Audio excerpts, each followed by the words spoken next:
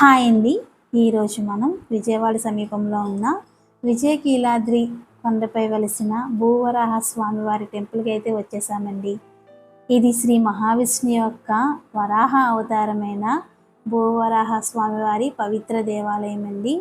ఈ గుడి చూడడానికి చాలా విశాలంగా ప్రశాంతమైన వాతావరణం కలిగి ఉంటుందండి. ఈ స్వామివారిని దర్శించుకుంటే భూ సమస్యలు ఉన్న వారికి భూ సమస్యలు, ఇంకా ఏ సమస్యలున్నా తొలగిపోతాయని భక్తుల నమ్మకం అండి. ఇక్కడ ఈ స్వామివారి గుడితో పాటు ఇంకా చాలా దేవాలయాలను అయితే మనం చూడొచ్చండి, అలాగే దర్శించుకోవచ్చు కూడా. ఇక్కడ అష్టలక్ష్మి వారి ఆలయం ఉంటుందండి. చూడటానికి 2 కళ్ళు సరిపోవండి, అంత బాగుంటుంది ఆ అమ్మవారి అవతారాలు.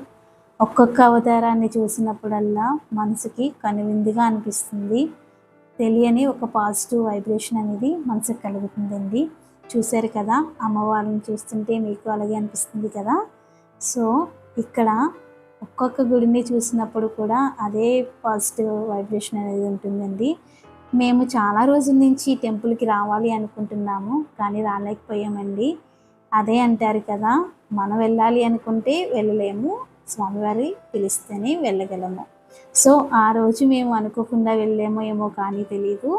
మాకు ఆ రోజు లక్ష్మీనారాయణుల కళ్యాణం చూసే భాగ్యం దొరికిందండి.